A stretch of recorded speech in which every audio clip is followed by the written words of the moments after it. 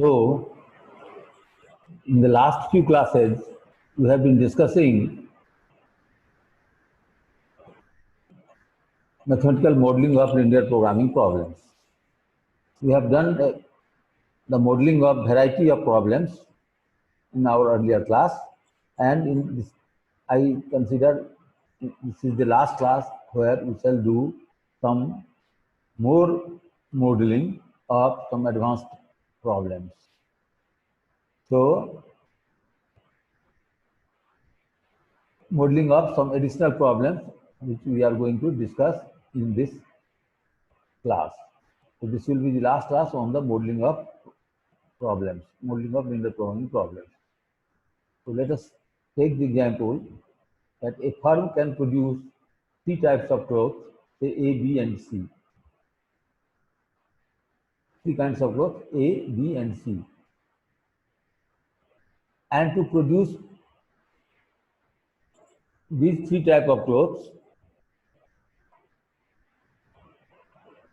three kinds of wools are required, say red wool, green wool, and blue wool. 1 unit length of type A cloth, because three types of clothes are there, A, B, and C, for which each type requires red, green, and blue wool. So 1 unit of type A needs 2 meters of red wool and 3 meters of blue wool. 1 unit length, say 1 meter, of type B cloth needs 3 meters of red wool, 2 meters of green wool, and 2 meters of blue wool. And similarly, 1 unit of type C cloth needs 5 meters of green wool, 4 meters of blue wool, and the firm has a stock of 8 meters of red wool and 10 meters of green wool and 15 meters of blue wool. It is assumed that the income obtained from 1 unit length of type A cloth is rupees 3, that of type B is rupees 5, and type C cloth gives a profit of rupees 4. So our intention is to determine how the firm should utilize its resources, available materials, so that it maximizes its income from the finished cloth. In this problem, we shall only formulate or give a mathematical model to the problem. The solution is not required, because solution we shall discuss in the subsequent classes. So we are till this class, we are only giving the mathematical model of the problem. So problem is formulated in words, and we convert those, say, worded problems into a mathematical model. So the data given in this, say, question have been summarized in this table. So say we produce x1 quantity of type A cloth, x1 quantity of type B cloth, and x3 quantity of type C cloth. Type 1 means type A cloth requires 2 units of, say, red wool and 3 units of blue wool. There is no requirement of green wool.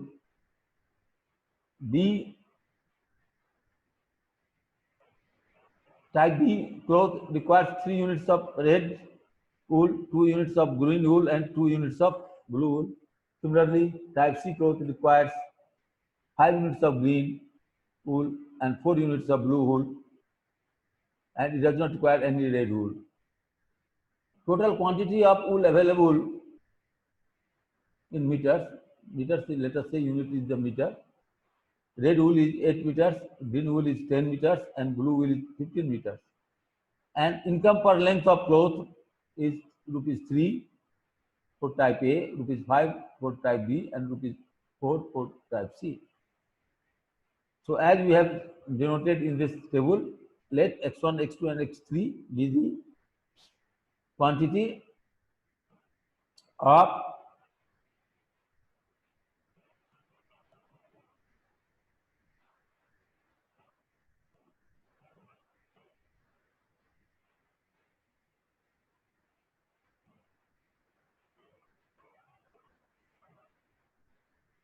X1, X2, X3 be the quantity of, say, type A and type B and type C clothes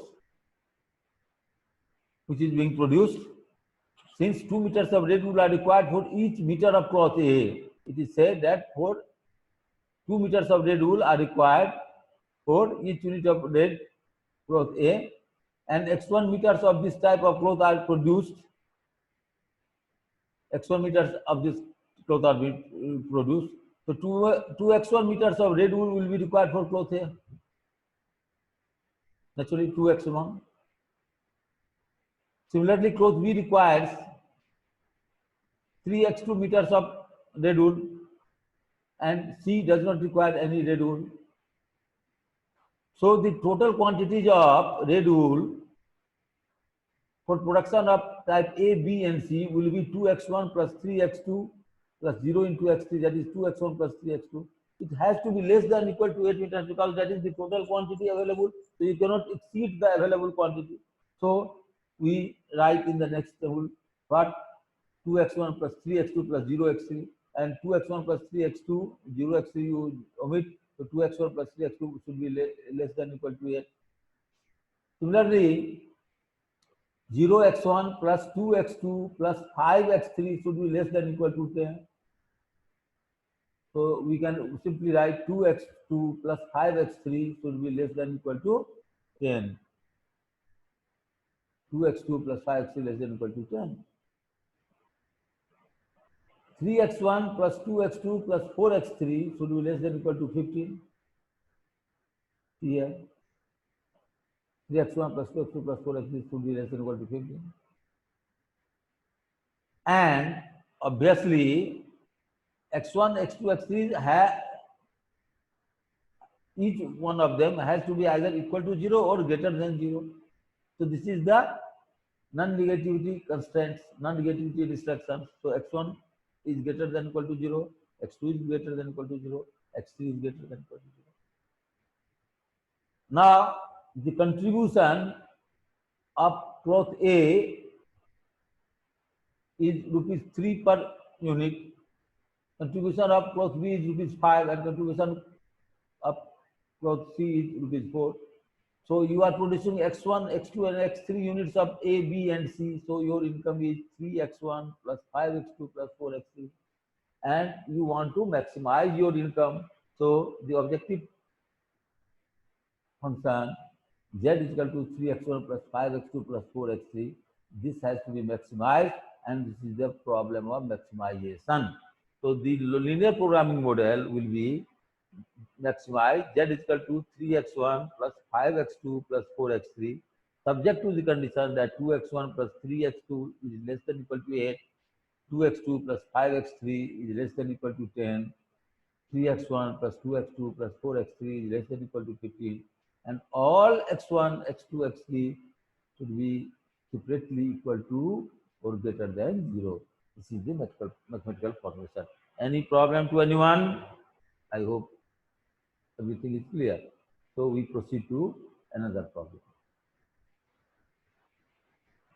This is also one kind of product mix problem, because as mechanical engineers we are supposed to work in production plants where different machines have different capacities and different products have different market potentialities. So we have to optimize our resources so as to consume the resources within the given parameters, within the given restrictions. At the same time, we have to maximize our sales or profit or reduce our cost, minimize our cost. So this is our basic intention. So product mix problem is a very, very popular type of problem that mechanical engineers are confronted with in their day-to-day work. So we are considering now another type of problem in which there is a iron ore company. Anything ABC we have written here, it could be anything XYZ. So say ABC is an iron ore company which makes a mixture of iron from 4 different mines. It has 4 mines, 1, 2, 3, and 4. Say these are the 4 mines, 1, 2, 3, and 4. These are the 4 mines. Each ton of mixture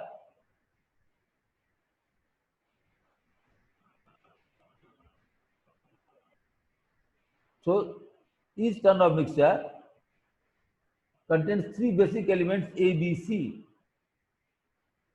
Mixture must contain all these 3 elements A, B, C. Their quantity may vary. So it is also given that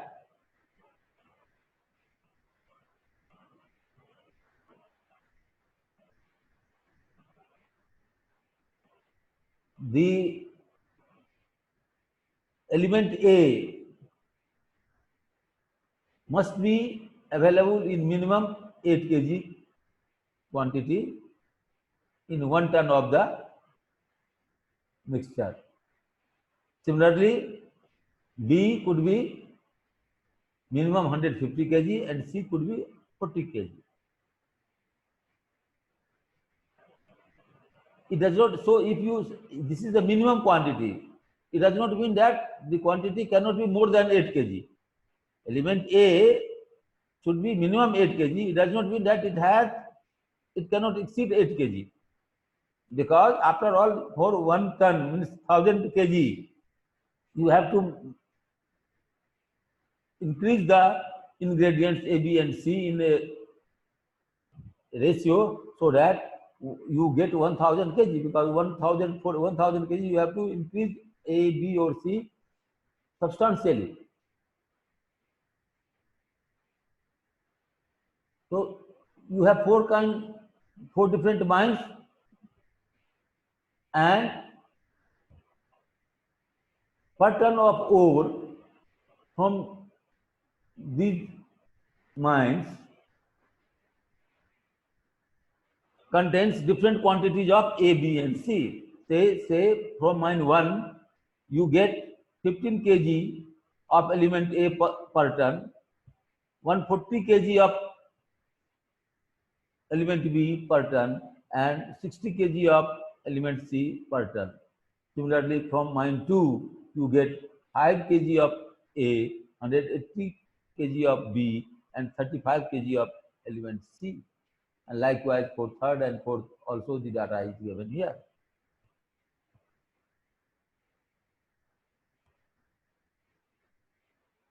Now, so what restrictions you have seen here? From 4 mines, the composition of element A, B, and C are differing in this ratio of 15. Say for element A, mine 1 per ton has 15 kg, mine 2 has per ton 5 kg, mine 3 has 15 kg, and mine 4 has 3 kg only. But you must have per kg minimum 8 kg of element A. So this is one restriction, that per ton you must have minimum 8 kg of element A, 150 kg of element B, and 40 kg of element C. And another restriction is that this is the maximum available quantity of element A, B, and C per ton of ore from the available from mines 1, 2, 3, and 4.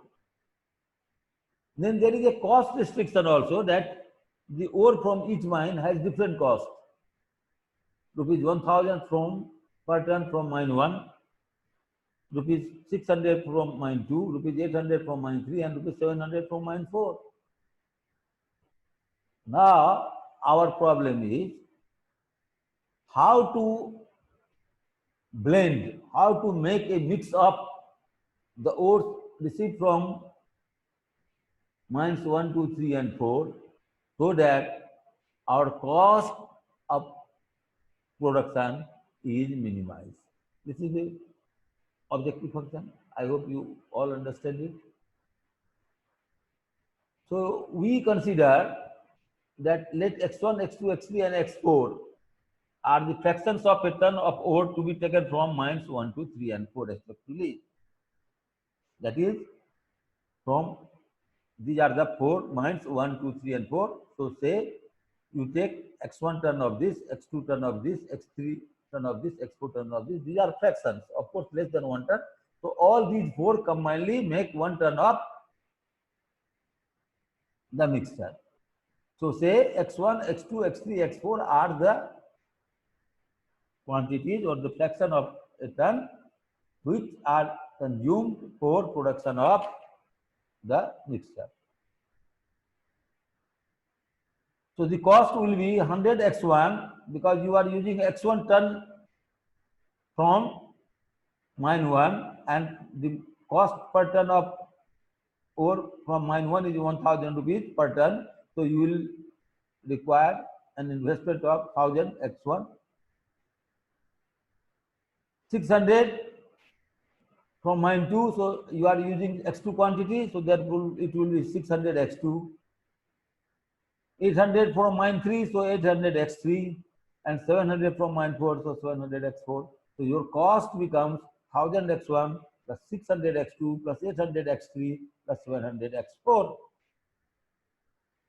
1000 x1, 600 x2, 800 x3 plus 700 x4, and you have to minimize this cost. So our objective function is minimize z is equal to 1000 x1 plus 600 x2 plus 800 x3 plus 700 x4.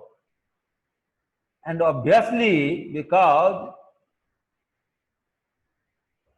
for making 1 ton of the mixture, you are using x1, x2, x3, and x4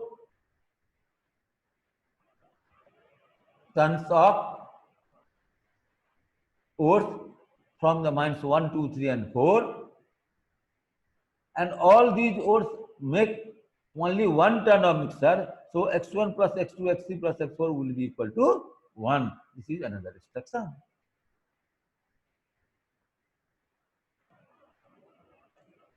Now, let us meet the requirement of A, B, and C also. What it says that per ton of the mixture, you must have minimum 8 kg of element A. When you use the mixture of 1, 2, 3, and 4 from these mines, you get per ton 15 kg, per ton 5 kg, per ton 15 kg, per ton 3 kg of element A. So you are using x1, say, ton of ores from mine 1, so you get 15 x1. Similarly, you get 5x2 plus 15x3 plus 3x4. This must be greater than or equal to 8. It cannot be less than 8. It has to be greater than or equal to 8 because 8 kg is the minimum requirement of the ingredient A in 1 ton of the prepared mixture. So we write 15x1 plus 5x2 plus 15x3 plus 3x4 should be greater than or equal to 8.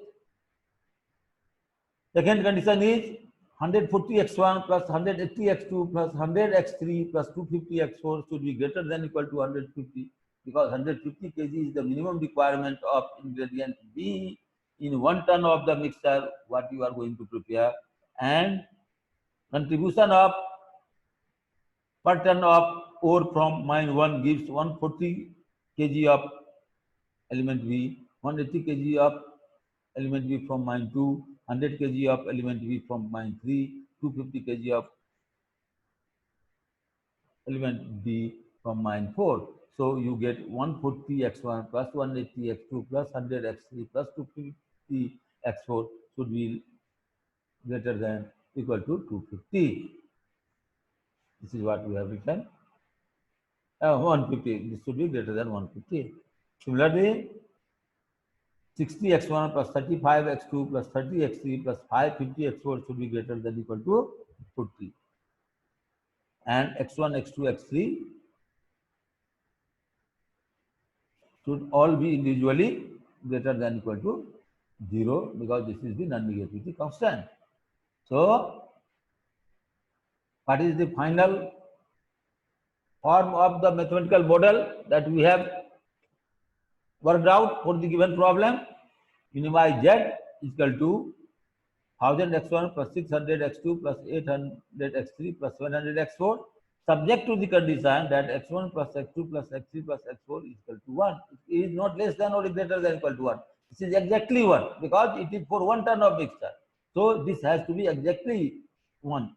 So remember here, this, in all other conditions we have seen that it is a sign of inequality, greater than or equal, less than type, but here it is equal to.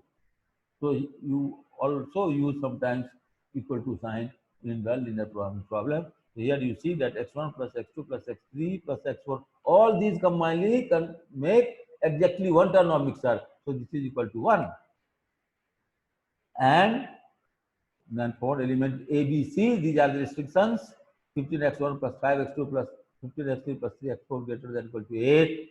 For B, 140x1 plus 680x2 plus 100x3 plus 250x4 greater than or equal to 150. And for the element C, 60x1 plus 35x2 plus 30x3 plus 2x4 should be greater than or equal to 0. And finally, the non-negativity constant x1, x2, x3, x4 is greater than or equal to 0. So this is the final, say, linear programming model of the given problem. And we finish our class here. From next class, we shall go to the solution. So till now, we have learned varieties of problems for modeling or formulation of problem. Now, we shall, in the next class, we shall study its solution. Solution will be by two methods. One will be by graphical method, another will be by simplex method. So first we shall start graphical methods in the next class. So we stop our class here. Thank you.